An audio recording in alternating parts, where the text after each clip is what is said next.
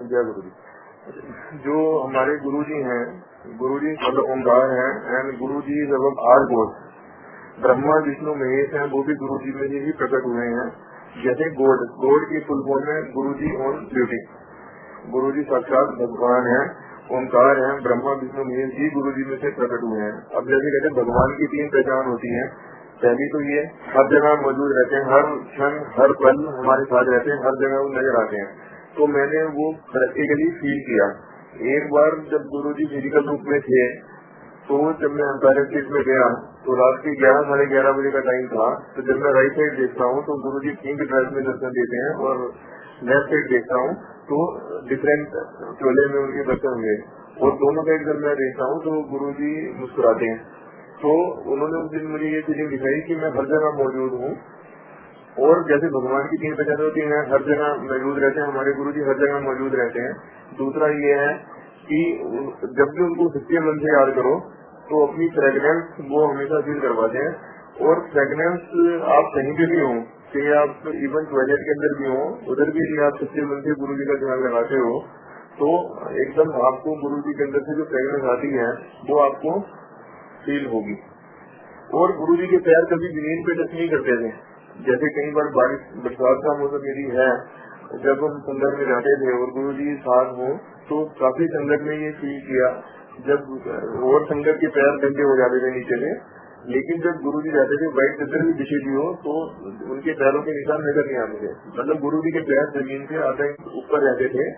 और चौथा ये है कि गुरु जी कभी सोते नहीं थे। गुरु जी हमेशा 24 घंटे जागते थे और हर टाइम अपने जो भक्त हैं, जो संगत है, उसके लिए अवेलेबल होते थे। और जो भगवान है, भगवान के अलावा और किसी में भी एट्रीब्यूट नहीं हो सकते। जैसे 24 घंटे जागना, कभी मत सोना, हर जगह मौजूद रहना, पैर जमीन पे टच न करना। और जब भी उनको सच्चे मन से याद करो, उनको फ्रेगनेंस द्वारा अपने दर्शन देना। और जब गुरु जी फिजिकल रूप में रहे हैं तब तो फ्रेगनेंस आती ही थी। अब जो नॉन फिजिकल रूप में है, आकार से निराकार रूप में हो गए हैं, तो भी जब सच्चे मन से याद करो तो उनके दर्शनों की अनुभूति उनकी फ्रेगनेंस के थ्रू आज भी होती है। तो कहते हैं जैसे भगवान के पास या भगवान के दर्शन करने के लिए हर आदमी का समय निश्चित होता है, बिना भगवान की इच्छा के कोई उनके द्वार से नहीं जा सकता। सिमिलरली हमें भी गुरु जी के पास तभी जा सके जब गुरु जी की इच्छा हुई। मेरा दोस्त जो मुझे सिंस 2004 ही वाज इंसिस्टिंग कि गुरु जी के पास चलो। मैं वैसे सीए और सीएस मैंने की, मैं chartered accountant and company secretary हूँ और मैं शेयर मार्केट में भी काम करता था। तो ये मुझे 2004 से कहते थे कि हमारे गुरु जी हैं, वो साक्षात भगवान शिव हैं, तो आप चलो। लेकिन हमने कभी किसी गुरु पे भरोसा नहीं किया। हमें लगता है जितने भी गुरु हैं वो फ्रॉड होते हैं और वो कुछ नहीं करते, सिवाय पैसे लूटने के अलावा वो कुछ नहीं करते। इसलिए जब भी जी ये कहते थे हमारे गुरु जी भगवान हैं चलो, तो हमारा कभी जाने के लिए मन नहीं हुआ। तो लेकिन जैसे कहते हैं जब भगवान की विशेष कृपा किसी के ऊपर होती है या जब गुरु जी की विशेष कृपा होती है तभी वो गुरु जी के दर्शन कर सकता है, गुरु जी के मंदिर तक पहुंच सकता है।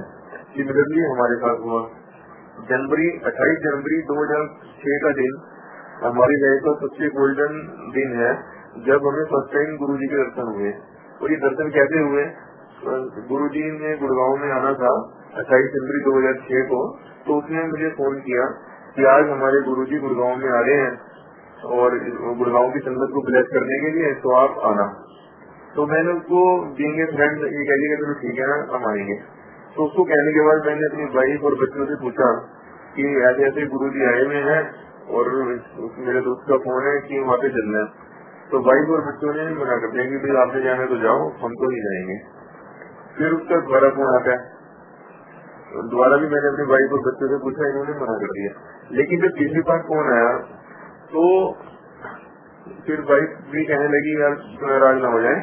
तो हमने उसको ये बोल दिया कि ठीक है हम आ रहे हैं, हम रस्ते में और हम चल दिए। लेकिन जाने से पहले वाइफ ने कंडीशन लगाई कि उधर हम चल तो रहे हैं, लेकिन जैसे मैं आपको इशारा करूं आप उसके खड़े हो जाना और चल देना। हमने कहा ठीक है।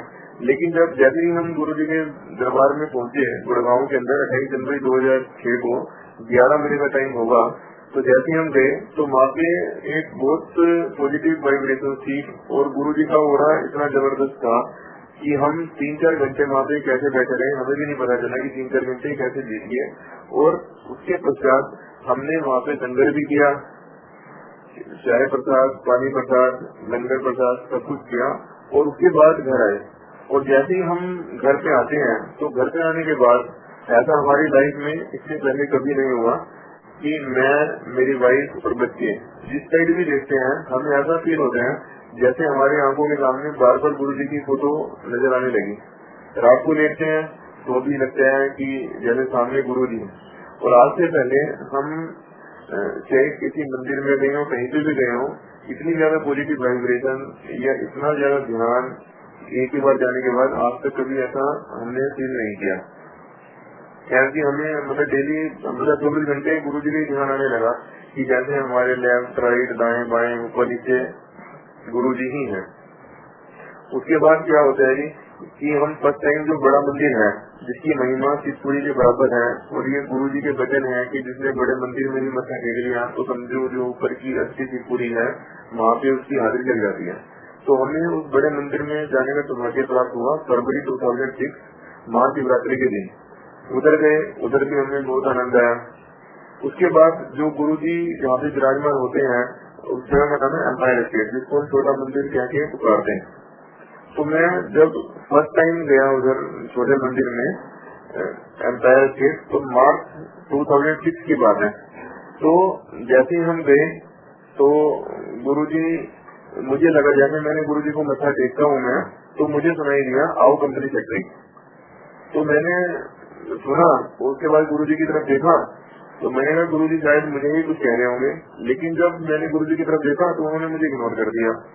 तो उसके बाद मैंने अपने दोस्त से पूछा, मैंने कहा आगे ऐसे मुझे सुनाई दिया। तो उसने कहा कि गुरुजी जो कहते हैं उसके लिए होता है और उसी को सुनाई देता है। यदि आपको कंपनी सेक्रेटरी सुनाई दिया तो इसका मतलब कंपनी सेक्रेटरी वर्ल्ड का आपसे कोई डायरेक्ट या इनडायरेक्ट रिलेशन है।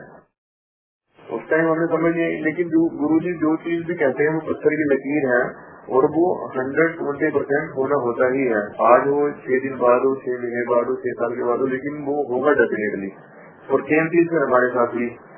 तो मैं शेयर ट्रेडिंग का काम करता था, एक टर्मिनल पे मैं बैठता था, एक में मेरी वाइफ बैठती थी और हम ऑनलाइन ट्रांजेक्शन करते थे। 2006 अप्रैल महीने भी मार्केट में एक बार बड़ा जबरदस्त क्रैश आया। और क्रैश आने के कारण क्या है कि बहुत हैवी लॉसेज हुए।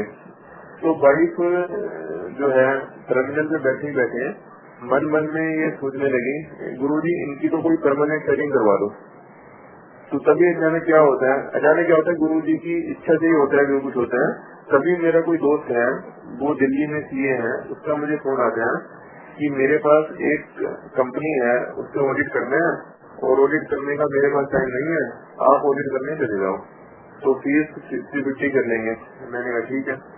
तो मैं उसके बिहार पे, ये जगह का नाम है मनेसर, वहाँ पर एक कंपनी है उसके अंदर मैं ऑडिट करने के लिए गया। ऑडिट तो मैंने नॉर्मल कोर्स में किया। तो उस दिन कंपनी का जो मैनेजिंग डायरेक्टर है वो भी प्रेजेंट था, जो नॉर्मली होता नहीं ऑफिस के अंदर। तो फिर वो मुझे बोलने लगा हमें कंपनी सेक्रेटरी की जरूरत है, इन केस आप इंटरेस्टेड हो you can join the company. तो उसने मेरे से ना मेरा कोई वर्क एक्सपीरियंस पूछा, ना प्रैक्टिकल एक्सपीरियंस पूछा, ना जॉब उसने पूछी, कुछ नहीं उसने पूछा और उसने कहा you can join any time. तो मैंने उसको कहा कि ठीक है मैं आपको बाद में बताता हूँ सोच के। फिर हमको गुरुजी के पास जाना ही है छोटे मंदिर एम्पायर स्टेट में, गुरुजी से ही पूछ लेंगे। लेकिन मैं जो है ना मेरे अंदर इतनी हिम्मत नहीं थी कि मैं गुरुजी से कुछ पूछ सकता। तो मैंने अपनी वाइफ से कहा कि मैं तो गुरुजी से पूछ नहीं सकता, भाई जब जाएंगे तो आप उनसे पूछ लेना गुरुजी से कि हमें ये जॉब ज्वाइन करनी चाहिए या नहीं करनी चाहिए। तो जैसे ही हम एम्पायर स्टेट के अंदर गए और गुरुजी को मत्था टेका तो वाइफ ने कहा गुरुजी, तो गुरुजी कहने लगे ज्वाइन करो। तो वाइफ को लगा गुरुजी को तो इसका मतलब गुरुजी ने पूरा सुना नहीं, पूरा उनको क्लियर नहीं हुआ, उन्होंने तो वैसे ही कह दिया होगा। तो वाइफ ने दोबारा कहने की कोशिश की गुरुजी आज इनको, गुरुजी ने फिर ज्वाइन करो। जब इसने तीसरी बार कहा कि गुरुजी आज इनको ऐसे ऐसे जॉब ऑफर हुआ है तो गुरुजी ने कहा और मैंने तो जॉब दिलवाई है ज्वाइन करो। तो मतलब ये कि जिस दिन हम फर्स्ट टाइम गुरुजी के पास गए थे तो उस टाइम गुरुजी को ये पता था कि लाइफ के अंदर ये चेंज होने वाले हैं या इसने परमानेंट जॉब ज्वाइन करनी है। और गुरुजी की कृपा से वो मैंने उस कंपनी में as a financial controller and company secretary join कर लिया। और गुरुजी की शरण में आने के बाद जो लाइफ है हमारी हर एंगल से बहुत बढ़िया होगी, health wise, finance wise, family wise, हर हिसाब से हमें किसी तरह की कोई मतलब हर चीज पॉजिटिव ही लगती है। जैसे कुछ भी हो जाए उसमें भी पॉजिटिव ही लगता था कि जो कुछ हुआ वो अच्छाई के लिए ही हुआ।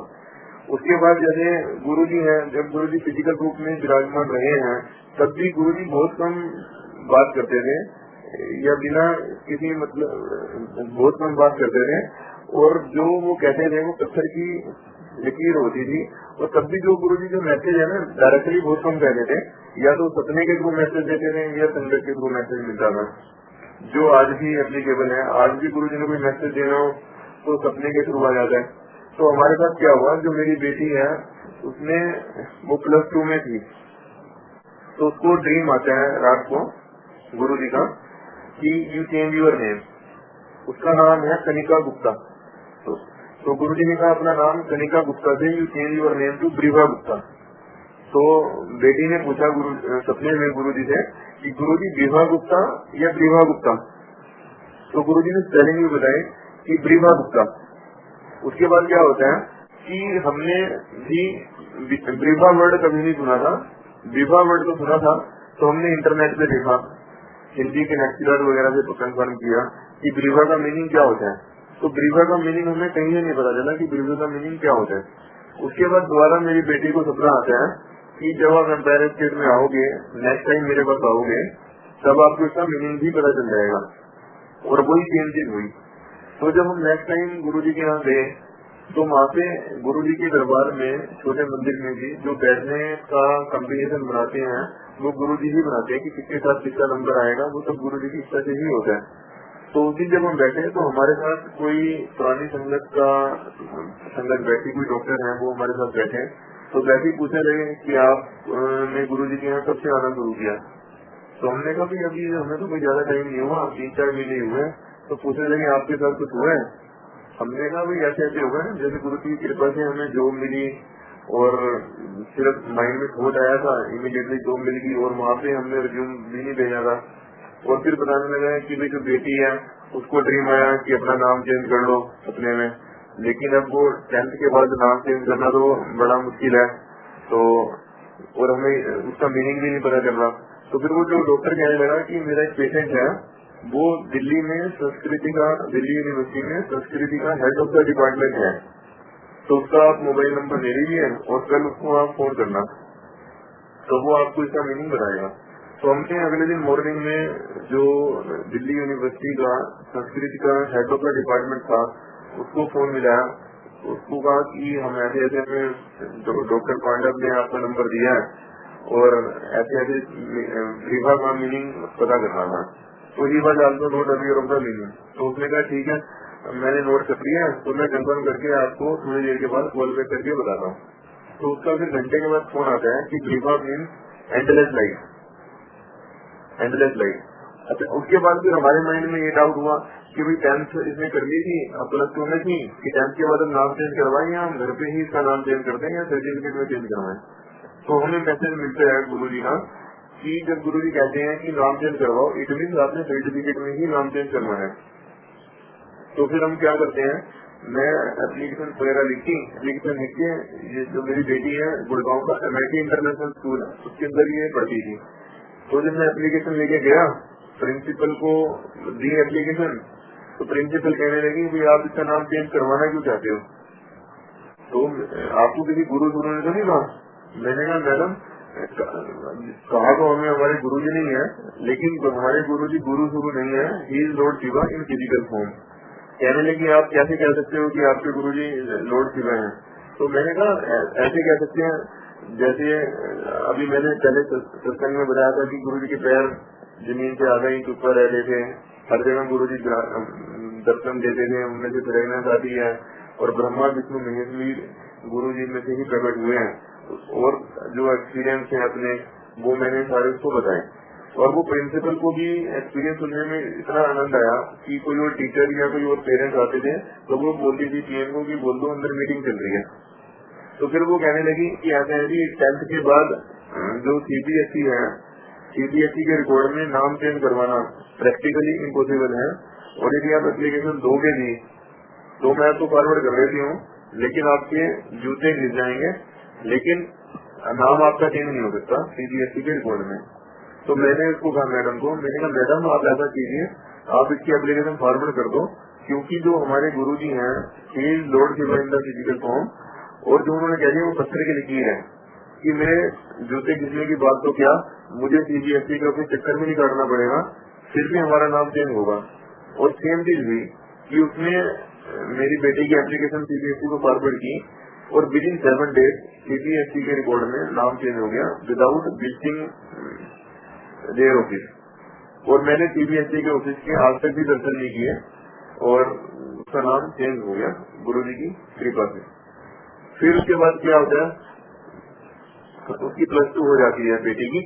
+2 के बाद हमारे माइंड में ये था कि जैसे दिल्ली के किस कॉलेज में उसको एडमिशन दिलवाएं, जैसे सबको पता ही है कि दिल्ली में कट ऑफ लिस्ट बहुत ज्यादा आती है।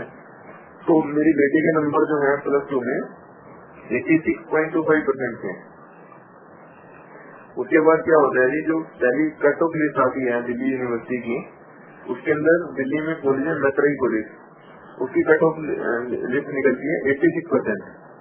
और कट ऑफ लिस्ट आने से पहले ही हमें गुरुजी का मैसेज मिल गया था कि इसकी एडमिशन मैत्रेयी कॉलेज में होगी, इसलिए हमें कोई माइंड में डाउट नहीं था। हमें ये था कि इसकी एडमिशन तो मैत्रेयी कॉलेज में होगी, और जब कट ऑफ लिस्ट आई उससे भी क्लियर हो गया कि इसकी एडमिशन मैत्रेयी कॉलेज में ही होगी, क्योंकि जो कट ऑफ आई उसका सबसे बढ़िया कॉलेज मैत्रेयी कॉलेज ही था, जहाँ पे 86.25% वाले बच्चे की एडमिशन हो रही थी। तो भाई कहने लगी 3 दिन का टाइम है, आराम से करवा देंगे। मैंने कहा नहीं, 3 दिन को छोड़ो, फर्स्ट डे में जाके एडमिशन करवाया। तो ये कहे फर्स्ट डे, और फर्स्ट डे एडमिशन करवा दी। उसके बाद जब कॉलेज खुलते हैं तो पता चलता है जो इनकी जैसे इसने बीकॉम ऑनर्स की है, तो बीकॉम की जो हेड ऑफ द डिपार्टमेंट थी लेक्चरर, वो कहते हैं कि पता नहीं हमारे इस साल बड़ी ब्लंडर होगी। तो कहने लगी हमारी एक्चुअल कट ऑफ 89% निकलनी थी, और वो गलती से पता नहीं कंप्यूटर में 9 का 6 कैसे हो गया, तो गलती से वो 86% निकल गई, जिसके कारण हमें 86% वाले बच्चों को भी एडमिशन देनी पड़ी, और उसका रिजल्ट ये हुआ कि एक एडिशनल सेक्शन हमें बनाना पड़ा। अब यहाँ पे ये चीज है गुरुजी की महिमा कि जैसे गुरुजी ने कहा था कि इसकी एडमिशन मैत्रेयी कॉलेज में होगी, अब इसकी एडमिशन कराने के चक्कर में गुरुजी ने 50-60 बच्चों को और भी 2 प्लस हो गया ऑटोमेटिकली, क्योंकि जो एक नया सेक्शन खुला उस नए सेक्शन के अंदर 50-60 बच्चों को और एडमिशन मिली, क्योंकि भी हमारी बेटी की एडमिशन ना होनी होती तो सेक्शन एक ही रहता, और 89% से कम वालों की किसी की भी एडमिशन ना होती। अब क्योंकि गुरुजी ने कहा था और कंप्यूटर में 89 का 86 करवा दिया, तो सभी बच्चे जिनके नंबर 86 के ऊपर थे सबको एडमिशन उधर देनी पड़ी पुलिस वालों को। ये है गुरुजी की महिमा, और कि गुरुजी ने जो कह दिया उसके हिसाब से, मतलब क्योंकि गुरुजी सुपर कंप्यूटर है, तो ये छोटे मोटे कंप्यूटर की तो बात किया, उसके अंदर जो भी डाटा है किसी को भी जैसे भी इंटरप्रेट करवाना हो, जैसे भी चेंज करना हो, वो सब गुरुजी के सेकेंड का काम है। सेकेंड में भी सेकेंड में नहीं रखते, लेक्चर ऑफ सेकेंड का काम है। तो ऐसे आगे बेटे की एडमिशन होगी बीकॉम ऑनर्स में। उसके अलावा 13 अप्रैल 2006 की बात है, तो हम जैसे जो मंदिर में साल में 5 बड़े फंक्शन होते हैं, जैसे महाशिवरात्रि, फिर बैसाखी का होता है 13 अप्रैल को, फिर गुरु जी का बर्थडे सेलिब्रेट होता है 7 जुलाई, जो इस बार भी बड़ी धूमधाम से मनाया जाता है 7 जुलाई 2011 को। उसके बाद गुरु पूर्णिमा का होता है, वो भी जुलाई में ही होता है, और एक 31 दिसंबर का सेलिब्रेशन होती है। तो हम 13 अप्रैल 2006 को मंदिर में सेवा के लिए गए हुए थे, और जो ऊपर बहुत बड़ा शिवलिंग है, तो काफी संगत उधर थी, ऊपर शिवलिंग की सफाई हो रही थी, तो फ्लैग वगैरह चेंज हो रहा था। तो अचानक वहाँ पे जो एक आई नजर आती है शिवलिंग में से, उसमें से अमृत प्रकट होना शुरू हुआ, और क्योंकि अमृत प्रकट हुआ तो किसी संगत के पास एक जग भी था, तो उसने उस जग में उस अमृत को लिया, और जितनी भी संगत प्लेयर थी उसने उस अमृत को छका। तो हमारी फैमिली में हम चाह रहे हैं, जैसे मैं, वाइफ, बेटा, बेटी, हमें भी चारों को अमृत पीने का मौका मिला, जो हमने पिया। उसके बाद जो हमारी अपने आंखों से देखा हुआ है गुरु जी की महिमा की, गुरु जी भगवान कहते हैं, एक बार क्या हुआ, हम छोटे मंदिर में बैठे थे एम्पायर स्टेट के अंदर, तो जो भी संगत के लोग आ रहे थे गुरु जी के दर्शन करने के लिए, तो सारे भीगे जा रहे थे, शर्ट पैंट भीगी भी थी, मतलब बहुत हैवी रेंज हो रही थी। तो गुरु जी वहाँ पे जो चाय प्रसाद सर्व करते हैं उन अंकल का नाम है सिंगलांकर। तो गुरु जी अपने आसन पे बैठे थे, तो उनको कहने लगे सिंगला जी संगत परेशान है। सिंगला अंकल ने कहा हाँ गुरु जी, बड़ी तेज बारिश है। सिंगला अंकल ने कहा हाँ गुरु जी। तो गुरु जी उठे और उन्होंने अपना एक पैर उठा के आगे रखा और फिर सिंगला अंकल को कहने लगे जा सिंगला जाके देख अब बारिश रुकी होनी।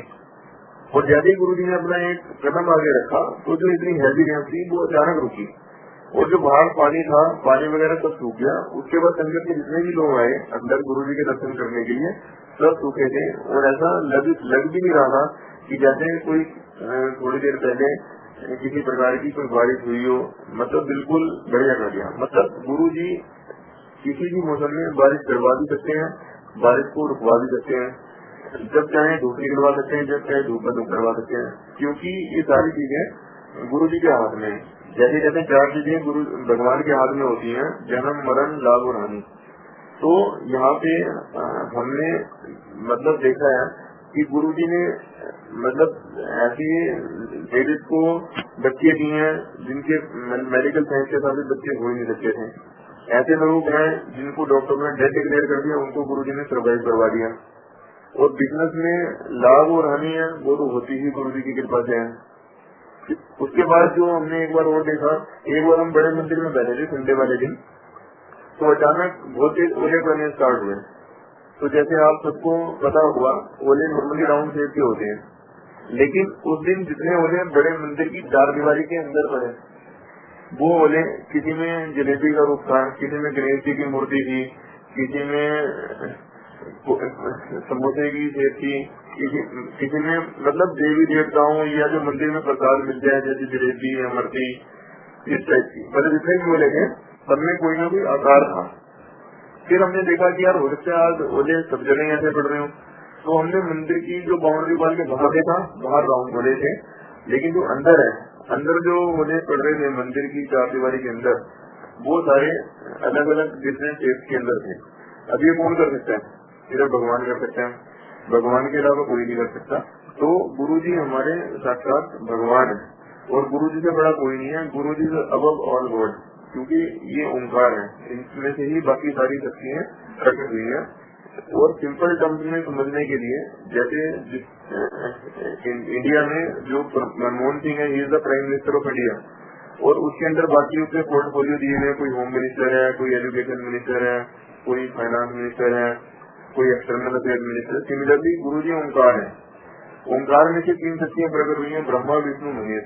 और उसके बाद ब्रह्मा विष्णु महेश में से जो 36 करोड़ 100 देवी देवते हैं वो प्रकट हुए हैं। और हर को फंक्शन गुरु जी ने डिफाइन किए हुए कि भाई तुम्हारी ये ड्यूटी है, तुमने ये काम करना है, तुमने ये काम करना है। और जो जैसे ब्रह्मा विष्णु महेश या और 36 करोड़ देवी देवते हैं, कोई अपना काम सही नहीं करता या मतलब पूरे प्रॉपर वे से नहीं करता, तो टाइम टू टाइम गुरु जी ही उनको गाइडेंस देते हैं कि तुम अपने काम को इस ढंग से करो। और क्योंकि सब गुरु जी के अंडर है, तो इसलिए जो बंदा जो संगत जो है डायरेक्ट सीधा गुरु जी से कनेक्ट हो गया, तो उसको किसी और की आराधना पूजा पाठ करने की कोई जरूरत नहीं है, क्योंकि जिसका डायरेक्ट ओंकार से रिलेशन हो गया तो बीच वाले मीडिएटर की कोई जरूरत नहीं है। अब मान लो कोई जैसे किसी की मनमोहन जी की जान पहचानो और उसने कोई अपना काम करवाना हो या कुछ भी करवाना हो, तो उसको छोटे मिनिस्टर को MP MLA वगैरह को कहने की जरूरत नहीं है। सिमिलरली क्योंकि गुरु जी ऑल गॉड और सारी शक्तियां उनके अंदर है, इसलिए जिनका कनेक्शन गुरु जी के साथ जुड़ गया वो उनको किसी और के पास ना एप्लीकेशन लगाने की जरूरत है, ना कुछ करने की जरूरत है। उनका हर काम ऑटोमेटिकली अपने आप टाइम से पहले हो जाता है। लेकिन वेट करनी पड़ सकती है, क्योंकि गुरु जी कहते हैं कि जो काम 30 दिन में होना है तो 30 दिन की वेट तो करो। भाई आजकल तो कोई वेट ही नहीं करता कि जो 30वें दिन काम होना है जो तुम एक्सपेक्ट करते हो वो 29वें दिन हो जाएगा, लेकिन कम से कम वेट तो करो। ये तो मैं सोचूं ना जो काम 30 दिन के बाद हो वो आज ही हो जाए। और प्रायोरिटी गुरु जी डिसाइड करते हैं। जैसे जो गुरु जी की शरण में आ जाते हैं तो सबसे पहले गुरु जी उसकी लाइफ एक्सटेंड करते हैं। अब लाइफ एक्सटेंड करती है लेकिन बंदा रोज बीमार रहे उसका कोई एडवांटेज नहीं, इसलिए गुरु जी कहते हैं पहले मैं लाइफ देता हूँ, फिर हेल्थ देता हूँ, और हेल्थ के साथ बाकी चीजें सब फ्री है, पैसा है, फैमिली है, और चीजें हैं। लेकिन गुरु जी कहते हैं मांगा मत करो, माना करो, मतलब मांगने की जरूरत नहीं है। अब जैसे गुरु जी भगवान है, जो भी गुरु जी की शरण में जाता है या गुरु जी की मंदिर में जाता है या गुरु जी से कनेक्ट होता है, तो जिस प्रकार साधारण बच्चे को अपने माँ बाप को बताने की जरूरत नहीं है कि उसको क्या चाहिए, और माँ बाप बच्चे के लिए अपनी तरफ से बेस्ट करते हैं, सिमिलरली जो गुरु जी को अपना सब कुछ मान ले तो गुरु जी ऑटोमेटिकली उसके लिए वही करेंगे जो उसके लिए बेटर है। जैसे हम यदि गुरु जी से कुछ मांगते हैं संसारिक चीजें, तो हम तो शॉर्ट टर्म मेंबर से मांगते हैं कि आज हमारा ये काम हो जाए। हम मान लो हमने ये मांगे कि हमें तो 100 करोड़ रुपए दे दो, और अगले 3 दिन के बाद कैंसर हो गया या कोई ऐसी बीमारी होगी जिसमें बंदा सर्वाइव नहीं कर सकता, तो उसका फायदा क्या? तो इसलिए गुरु जी के पास आओ, मत्था टेको, प्रणाम करो, कनेक्टिविटी करो, और गुरु जी को मानो कि हाँ भाई गुरु जी सुप्रीम है, और मन से मानो। तो मन से मानोगे तो सारे काम ऑटोमेटिकली होंगे बिना गुरु जी को कहे कि मेरा ये काम कर दो। उसके बाद जो हमारे साथ, जैसे मैं अपने एक्सपीरियंस बता रहा हूँ, एक बार क्या होता है, जब हमने गुरु जी के यहाँ जाना स्टार्ट किया था स्टार्टिंग में, तो गुड़गांव से जैसे हमारे घर से जो बड़ा मंदिर है उसके जाने के 2 रास्ते हैं, एक है लंबा रास्ता, एक है छोटा रास्ता। जो लंबा रास्ता है वो तो मेन हाईवे से जाना पड़ता है, मेन रोड से, और जो छोटा रास्ता है वो गांव वगैरह पड़ते हैं रास्ते में, और सुनसान रास्ते हैं, तो उधर जैसे जाना हो तो रात के टाइम डर ही लगता है। तो जब हमने जाना स्टार्ट किया तो एक बार हम रात को वापिस आए थे, 11 का टाइम होगा, तो हम तब नए थे। तो जब आना शुरू किया, क्योंकि उधर कट बहुत है, तो हमने लेफ्ट की जगह राइट ले लिया, राइट की जगह लेफ्ट ले लिया, इस तरह से हमने उल्टा कट ले लिए 2-3, और 2-3 कट जब उल्टे ले लिए तो हमने ऐसी जगह जाके फंसी है कि जहाँ पे ना तो स्ट्रीट लाइट थी, ना हमें कोई चलता फिरता आदमी नजर आया, हमें कुछ नजर नहीं आया। तो हम फंस गए। अब गाड़ी हम रिवर्स नहीं ले सकते थे, छोटी रोड थी, तो उधर बाई चांस हमें एक बंदा नजर आया, उससे हमने पूछा हाँ भाई हमने गुड़गांव जाना है, ये रोड जाएगी गुड़गांव? वो कहने लगा कि नहीं जी आगे तो रोड ही नहीं है, रोड बंद है, तो आपको तो वापिस ही जाना पड़ेगा। और क्योंकि हमने 2-3 कट गलत ले लिए, हम रिवर्स ले भी लेते, हमें वापस कर दिया। रास्ता में बड़ा कंफ्यूजन था। फिर उधर हमने देखा एक ट्रक वाला खड़ा है, हमने ट्रक वाले से पूछा तो उसने भी कहा जी आगे तो रोड ही नहीं है, ये रोड आगे जाएगी नहीं। फिर क्या होता है कि मैं जैसे कार की ड्राइविंग सीट में बैठा था, तो मैंने कहा यार संसारिक लोगों को पूछने की जगह भाई मैं गुरु जी को याद करता हूँ। भाई जो संगत है जिसने हमें यहाँ से भेजा था, उसने ये कहा था कि जब आप घर से मंदिर के लिए जाते हो, गुरु जी के मंदिर के लिए जाते हो और मंदिर से घर जाते हो, तो गुरु जी हर टाइम तुम्हारे साथ होते हैं। तो मैंने कार की ड्राइविंग सीट में बैठा था, तो मैंने कहा गुरु जी हम तो घर से आपके मंदिर में आए थे और मंदिर से हम आपके घर जा रहे हैं, और हम तो फंस गए। अब ये कह रहा कि रोड नहीं है, अब मैं पीछे हूँ, पीछे भी इतना दे रहे हैं और 2-3 गलत सेट होगी, हमारे लिए तो वापिस जाना मुश्किल है। अब आप बताओ अब हम क्या करें? तो जैसे अभी मैं मन में सोच रहा था, तभी 2 बंदे आसमान से प्रकट हुए, मतलब बाइक में हमें नजर आए राइट साइड पे। मतलब हम गाड़ी में 4 लोग थे, मैं, वाइफ और बच्चे, लेकिन हमें ना वो आगे से आते नजर आए, ना पीछे से आते नजर आए, ना राइट से ना लेफ्ट से, वो एकदम प्रकट हो गए जैसे गुरु जी ने ही उनको प्रकट किया। और वो हमारे पूछने लगे कि आपने गुड़गांव जाना है? हमने कहा हाँ जी गुड़गांव जाना है। तो कहने लगे ठीक है हम आगे आगे चल रहे हैं, हमारे पीछे हो। तो हालांकि उस टाइम रात का टाइम था, 11, 11:30 का टाइम होगा। तो हमारे माइंड में ये थॉट भी नहीं आया कि कहीं हमें लूट ना ले, क्योंकि अभी ट्रक वाले ने और दूसरे बंदों ने उसने बताया था कि आगे रोड ही नहीं है और रात का टाइम है, और ये बाइक वाले कह रहे हैं कि हमारे पीछे चलो। लेकिन क्योंकि वो गुरु जी के भेजे हुए बंदे थे, इसलिए हमारे माइंड में डाउट भी क्रिएट नहीं हुआ और हम उसके पीछे मतलब चल दिए। और जब उनके पीछे चले तो 8 किलोमीटर या थोड़ा सा रास्ता जाने के बाद हाईवे आ गया। उससे पहले कि हम उनका थैंक्स बोलते हैं कि ठीक है भाई हम तुम्हारे आभारी हैं कि आपने हमें रास्ता दिखा दिया, वो दोनों बंदे जो है डिसअपियर हो गए। तो अब वो जो बंदे बाइक के ऊपर आए थे, जिन्होंने हमें रास्ता दिखाया, हमें गाइड किया, वो ना लेफ्ट से आए ना राइट से आए, ना हमें आते हुए नजर आए कहीं से। और उसके बाद जब उन्होंने हमें रास्ता बताया, उसके बाद वो अंतर ध्यान हो गया। तो अभी क्या है, ये भी गुरु जी के भेजे हुए बंदे हैं। अदरवाइज ये गुरु जी के भेजे हुए बंदे ना होते तो हमें नजर आते और फिर जब उन्होंने रास्ता दिखाया तो हम जब थैंक्स कह रहे तब भी वो नजर आने चाहिए थे। तो मतलब यह है कि गुरु जी अपने भक्तों का हर समय ध्यान रखते हैं से किसी भी मुसीबत के समय हो। अब हम फंसे थे तो हमें गुरु जी ने उससे निकाल दिया। फिर उसके बाद क्या होता है कि 31 दिसंबर 2006 की बात है। तो बड़े मंदिर में जैसे मैंने बताया था कि साल में 5 बड़े फंक्शन होते हैं, तो 31 दिसंबर 2006 को 31 दिसंबर सेलिब्रेशन मंदिर में होनी थी।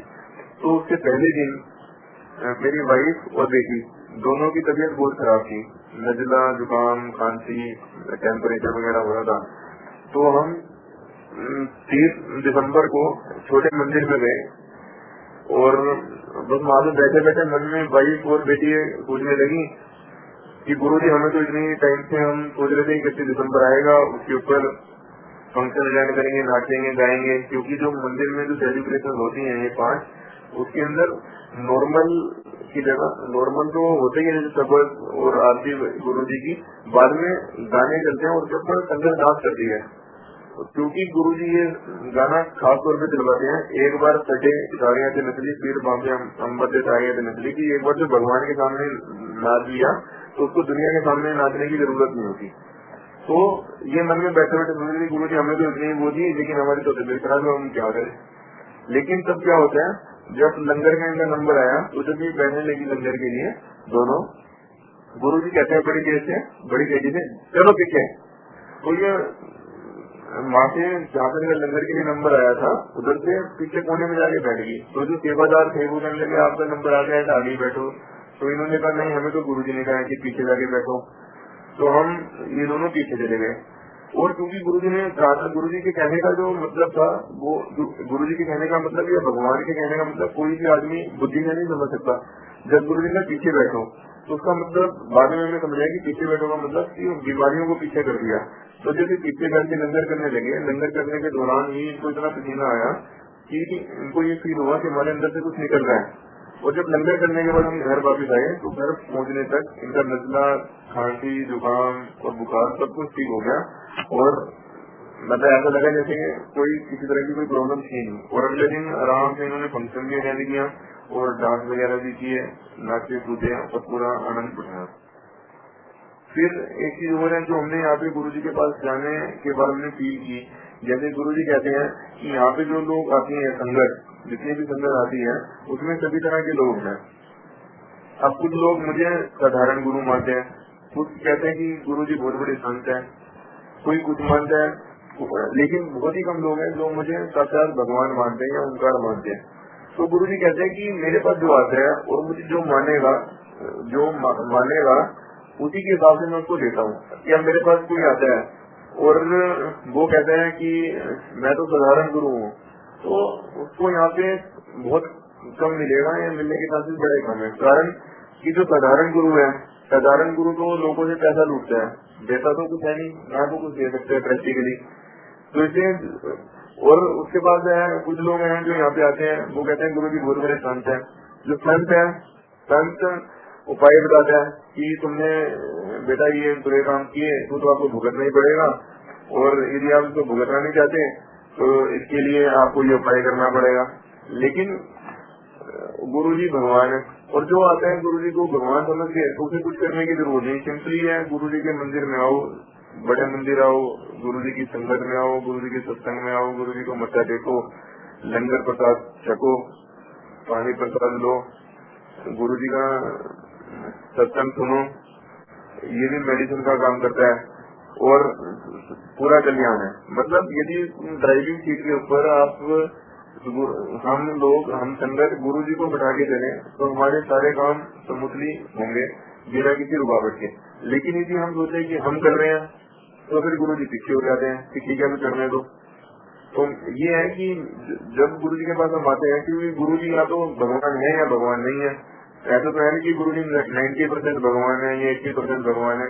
अब गुरु जी 100% भगवान है। अब 100% भगवान है तो उनको बताने की जरूरत नहीं। जैसे हम गए तो ऑटोमेटिकली जब गुरु जी के मंदिर में हम जाते हैं, बड़े मंदिर में, तो ऑटोमेटिकली सबकी स्कैनिंग हो जाती है कि इसका पास क्या है, प्रेजेंट में इसने क्या पास किया है और फ्यूचर इसका क्या है।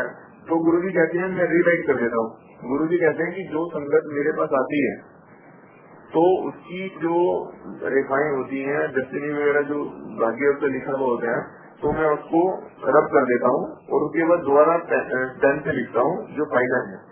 तो मतलब ये कि जो गुरुजी की शरण में आ जाता है उसकी हर चीज चेंज हो जाती है, लक चेंज हो जाता है, भाग्य चेंज हो जाता है, हेल्थ वेल्थ और हर चीज उसको मिलती है। अभी भी लाइफ के अंदर जो है तकलीफें तो आनी है, लेकिन गुरुजी के पास आने के बाद ये होता है कि जैसे तकलीफ आएगी, मान लो आपको बहुत बड़ी तकलीफ आने की कुछ छुट्टी आएगी या बड़ी आई है, उसको गुरुजी सहने की शक्ति देंगे। जैसे कि आदमी को कोई बीमारी हो जाए, एक तो है कि वो रोता रोता उस बीमारी को सही है क्या हंसता है, तो गुरुजी के पास आने के बाद सबसे बड़ा चेंज जो आता है वो ये आता है कि आपकी थिंकिंग पॉजिटिव हो जाती है कि यदि आपको कुछ भी हुआ, मान लो कोई जा रहा है उसका एक्सीडेंट हो गया, उसको वो ये कहेगा कि गुरुजी ने बचा लिया, मेरा बड़ा एक्सीडेंट होना ना छोटा एक्सीडेंट हुआ।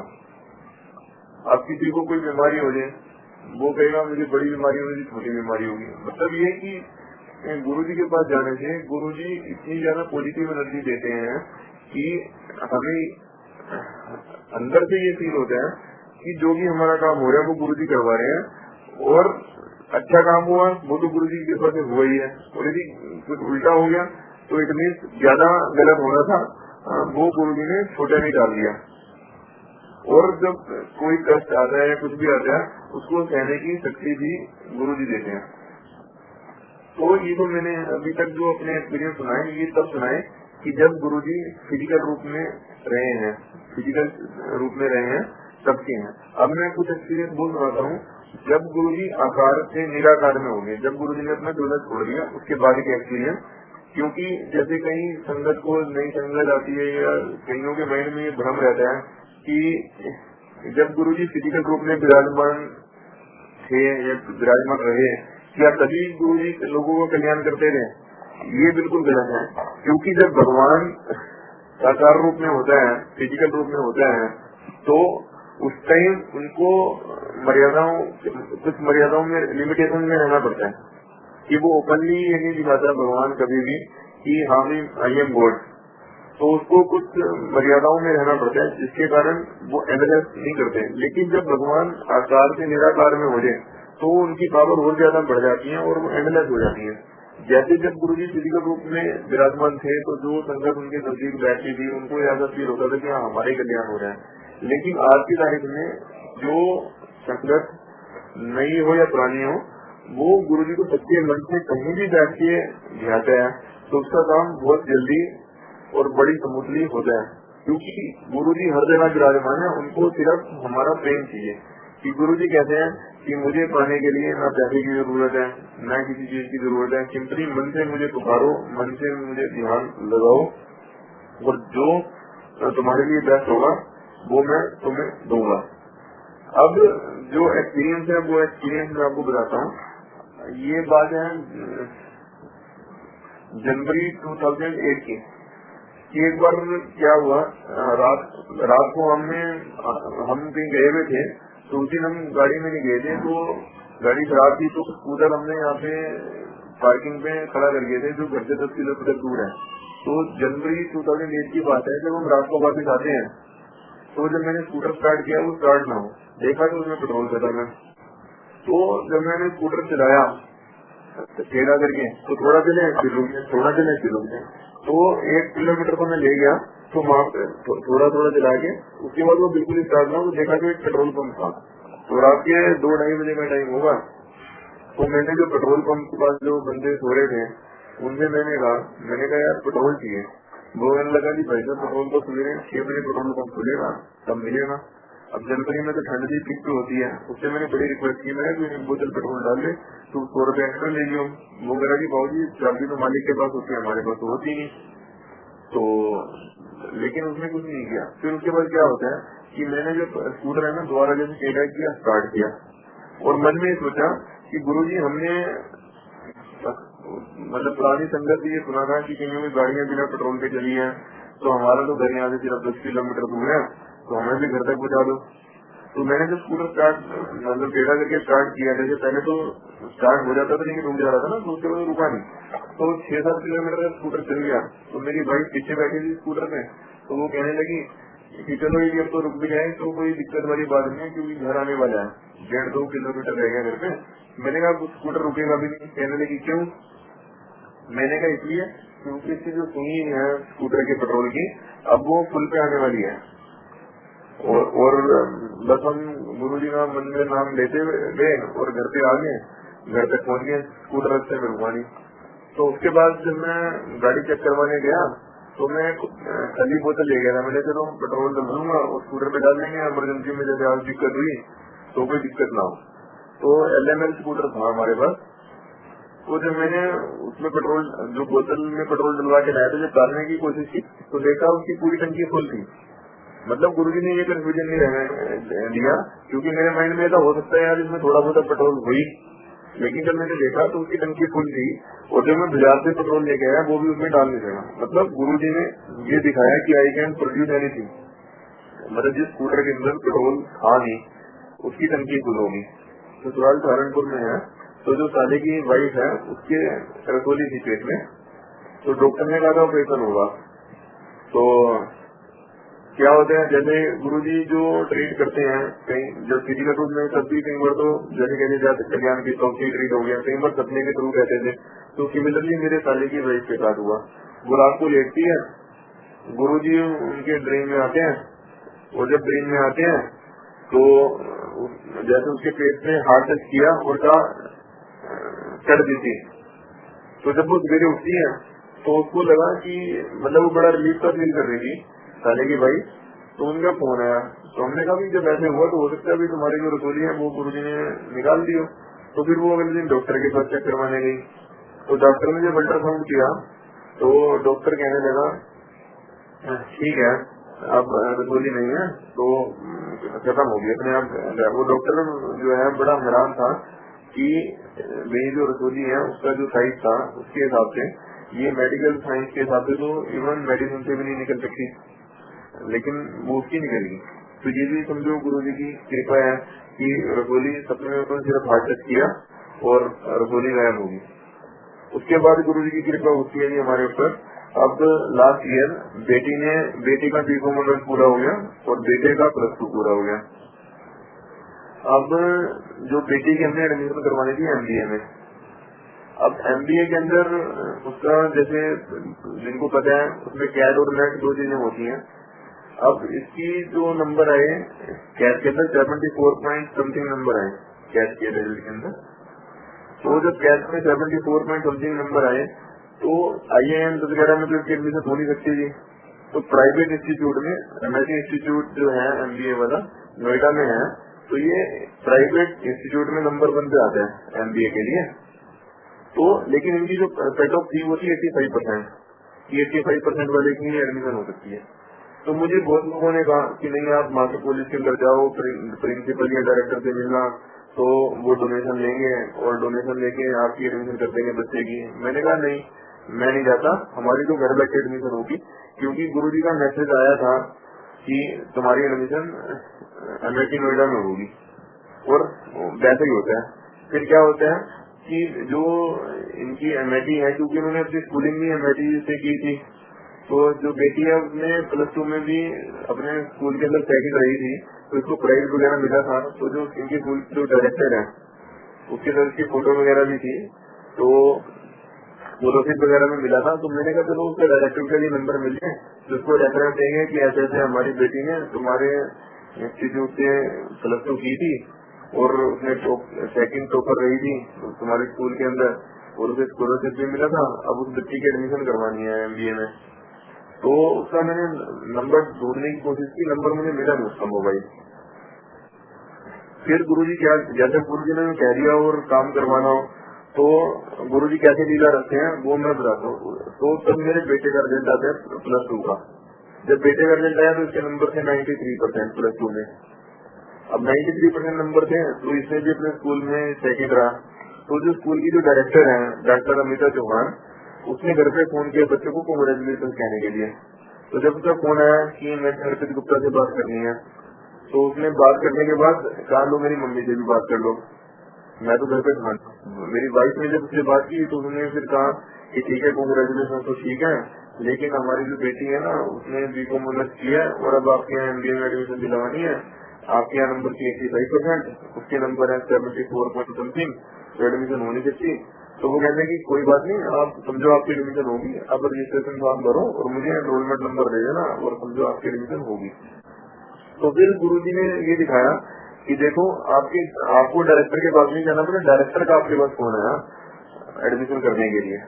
लेकिन फिर गुरुजी को जैसे गुरुजी मतलब संघर्ष हमेशा ऊपर रखते हैं, तो गुरुजी को फिर ये हुआ होगा कि अभी भी इसकी एडमिशन इस ढंग से होती है तो इसको लगेगा कि मेरी एंटाइटलमेंट तो नहीं थी लेकिन फिर भी एडमिशन होगी, इसको इंफीरियरिटी कॉम्प्लेक्स ना रहे। फिर क्या होता है, क्या मैथ का एग्जाम होता है, तो मैथ की इनकी एंटाइटलमेंट की एमएटी नोएडा की मिनिमम 650 नंबर होने चाहिए। अब इसने जब एग्जाम दिया तो ये 650 का पेपर भी अटेम्प्ट नहीं करके आई थी, लेकिन जब रिजल्ट आया तो इसके नंबर थे 750 मैथ में, और तो इसकी ऑटोमेटिकली एडमिशन होगी।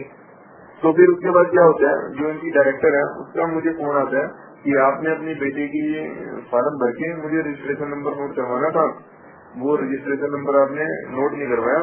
तो मैंने कहा वो आपको नोट करवाने की जरूरत नहीं है। तो कहने लगी क्या मतलब, तो मैंने बताया कि ऐसे ऐसे हमारी बेटी ने मैथ का भी एग्जाम दिया था और उसके नंबर 750 आ गए, तो इसलिए उसकी एडमिशन अब ऑटोमेटिकली होगी। तो अब देखो गुरुजी ने पहले जब उसकी एंटाइटलमेंट नहीं थी तो भी एडमिशन करवा दी और बाद में एंटाइटलमेंट भी करवा दी। अच्छा सिमिलरली अब दूसरी तरफ जो बेटा है उसकी +2 हुई थी, इसने AIEEE का भी एग्जाम दिया था और IIT का भी दिया था, लेकिन गुरुजी ने पहले से ही ड्रीम में दिखा दिया था कि मैंने तेरे लिए NIT national institute of technology Kurukshetra में सीट रखी हुई है और अकॉर्डिंगली इसकी फर्स्ट लिस्ट में ही NIT कुरुक्षेत्र में इलेक्ट्रॉनिक एंड कम्युनिकेशन का नंबर आ गया पहली लिस्ट में ही। हालांकि इसकी IIT में भी रैंक अच्छा आया था और इसकी एडमिशन उधर हो भी रही थी, लेकिन इधर नजदीक नहीं हो रही थी या प्रॉपर जिस कोर्स में इसको चाहिए था उसमें नहीं हो रही थी। तो हमने फिर भी इसका NIT कुरुक्षेत्र में ही करवाया, क्योंकि उसके पीछे भी समझो भराई है, क्योंकि गुरुजी ने दिखा दिया था कि तेरी NIT कुरुक्षेत्र में होगी और अब ये वहाँ पे कर रहा है, 1 साल इसको हो गया, किसी तरह की कोई दिक्कत नहीं, ना रहने में दिक्कत है ना खाने पीने में दिक्कत है, अपना पूरी मुक्ति से ये अपना कर रहे हैं और गुड़गांव के और बच्चे भी हैं तो किसी तरह की इसको कोई प्रॉब्लम नहीं है। मतलब गुरुजी की कृपा से दोनों बच्चों की अच्छे इंस्टीट्यूट में एडमिशन होगी विदाउट एनी एफर्ट, ना हमें कोई डोनेशन देनी पड़ी, ना हमें चक्कर लगाने पड़े, कुछ नहीं करना पड़ा, ये सब समझो गुरुजी की कृपा से ही हुआ। फिर उसके बाद एक और एक्सपीरियंस जो भगवान के अलावा कोई नहीं कर सकता, हमारे कोई रिलेटिव है उनसे उन्होंने भी एक बार गुरुजी का फंक्शन अटेंड किया है बड़े मंदिर के अंदर, तो उन्होंने हमारे गुरुजी के बारे में सुना, गुरुजी की महिमा क्या है या गुरुजी भगवान कहते हैं, तो उन्होंने भी गुरुजी की उनको फोटो मिली और उन्होंने उसके बाद रखी हुई थी, तो उनके घर पे उनका कोई रिश्तेदार आया तो उन्होंने अपने रिश्तेदार से गुरुजी की महिमा सुनाई। तो जो उनका रिश्तेदार था वो लेडी थी जिसको महिमा सुनाई, और वो जो लेडी थी उसकी मैरिज को 7-8 साल हो गए थे, लेकिन उनके बच्चा नहीं था कोई, और डॉक्टरों ने कहा कि बच्चा होना मुश्किल है, मतलब मेडिकली बच्चा होना मुश्किल है। तो लेकिन उस लेडी ने मतलब हमारी जो रिश्तेदार है उससे गुरुजी का सत्संग बहुत ध्यान से सुना था। तो जब वो अपने घर वापस जाती है तो रात को उसको ड्रीम आता है कि गुरुजी आते हैं और वो कहते हैं गुरुजी रुको मैं अपनी ड्रेस चेंज कराऊं क्योंकि मैं अपने गाउन में हूँ। गुरुजी ने कहा नहीं मेरे से कुछ छिपा नहीं है, गाउन में आ जा। तो गुरुजी ने उसको एक खरबूजा दिया और गुरुजी ने कहा जाइए तेरी रसोई है। तो उसके बाद उसको समझ नहीं आया, उसने उसको फोन किया मतलब अपनी फ्रेंड को जो हमारे रिश्तेदार है, उसका हमारे पास फोन आया तो बताया। हमने कहा ये तो गुरुजी दवाई दे के गई, जब सपने में कहा ना ये खरबूजा खा ये तेरी दवाई है तो आप एक खरबूजा लेके खा लो। तो उन्होंने फिर एक खरबूजा लिया और खाया और उसके बाद वो फिर लेडी प्रेग्नेंट होगी, उसका बच्चा भी हुआ और मतलब बढ़िया स्वस्थ बच्चा हुआ, बेटा हुआ। तो मतलब ये कि गुरुजी ने सपने के थ्रू खरबूजा दे के उससे ही समझो उसको प्रेग्नेंट कर दिया। तो ये गुरुजी की अपनी काम करने के ढंग है कि भाई कैसे मतलब सब किसका कल्याण करना है, किस ढंग से कल्याण करना है। उसके बाद एक मैं और बताता हूँ अपने बारे में, जो मेरा अपने साथ घटित हुआ जब गुरुजी पिछले रूप में नहीं ठीक है, उसके बाद की बात बता रहा हूँ। जैसे गुरुजी जो भी मैसेज देते हैं या तो सपने में देते हैं या किसी थूक देते हैं। तो मुझे 2008 में, जैसे मैंने आपको पहले बताया था कि पहले मुझे 2006 में शेयर में लॉस हुआ था, तो मैंने शेयर का काम बिल्कुल बंद कर दिया। फिर उसके बाद दोबारा जैसे होता है ना कि जिसको जिस काम का चस्का पड़ गया हो तो वो जल्दी से छोड़ नहीं सकता। तो 2 साल तो मैंने कुछ नहीं किया। उसके बाद नवंबर 2009 से दोबारा डेरिवेटिव्स में काम करना शुरू कर दिया। और तब मार्केट जैसे तेज थी तो अक्टूबर नवंबर दिसंबर में इसमें प्रॉफिट हुआ ठीक। और प्रॉफिट का कोई एंड तो होता नहीं। लालच ये आया कि मैंने अपनी कंपनी में जहाँ पे मुझे जॉब गुरु जी ने दिलवाई भी थी वहाँ पे रिजाइन भी कर दिया कि ठीक है मैं छोड़ रहा हूँ। तो 2008 की मैं बात बता रहा हूँ। तो उसके बाद मुझे जनवरी 2008 में संगठन में मैसेज मिलते हैं कि अंकल आप शेयर का काम तो नहीं करते हैं। मैंने कहा नहीं।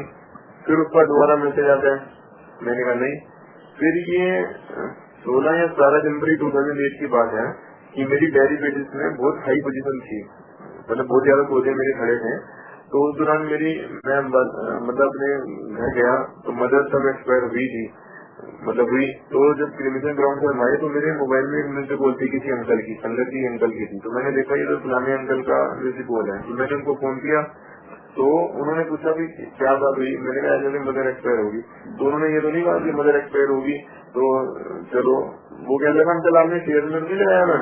मैंने उसको कहा, मैंने कहा अंकल मैंने तो नहीं लगाया, लेकिन अब तो मार्केट उठनी चाहिए क्योंकि जो लोग शेयर मार्केट में उनको ध्यान होगा तब 16 या 15 जनवरी के आसपास जो नेशनल स्टॉक एक्सचेंज में इंडेक्स 6200 था और वो टूट के फ्राइडे को आ गया था 5500 के लिए।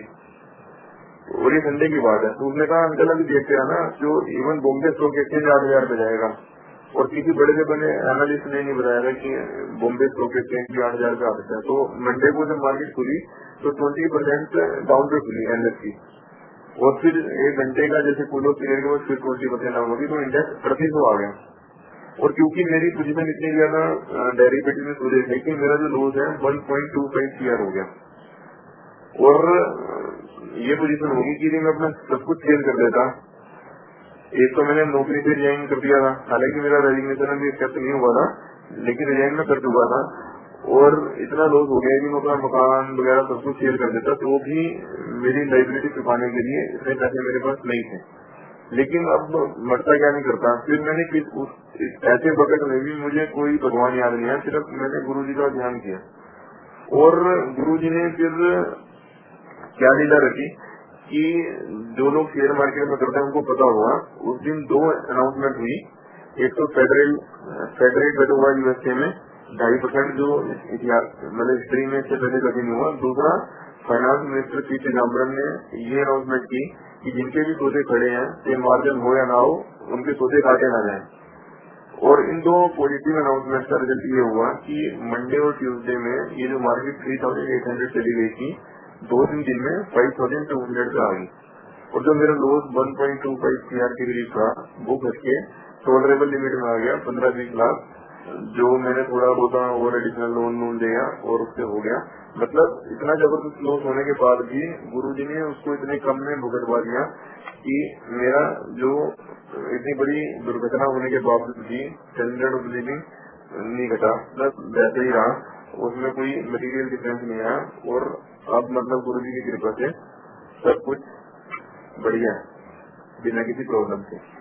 उसके बाद जो नौकरी वाला चक्कर था, अब जैसे आपको पता हुआ कि आपके टाइम में यदि आप रिजाइन दो तो एक बंदा दे तो उसके बदले में 2 एप्लीकेशन आ जाती है और दूसरा बंदा इमीडिएटली रखा जाता है। लेकिन मैं अपने यहाँ अक्टूबर 2007 से रिजाइन दिया हुआ था और जो हमारा एमडी मुझे बोला था नहीं अभी 1 महीने और रुको।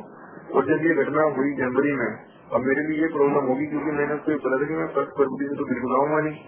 और जब ये इतना सारा कांड हो गया तो मैंने कहा भी अब तो शेयर मार्केट के कारण मैं रिजाइन कर रहा था, अब शेयर मार्केट में तो मैंने कुछ करना नहीं तो मैं क्या करूं। तो फिर गुरुजी ने मेरे घर पे 2 संगत के बंदे भेजे। उन्होंने कहा भी अभी तो एमडी का फोन मिला।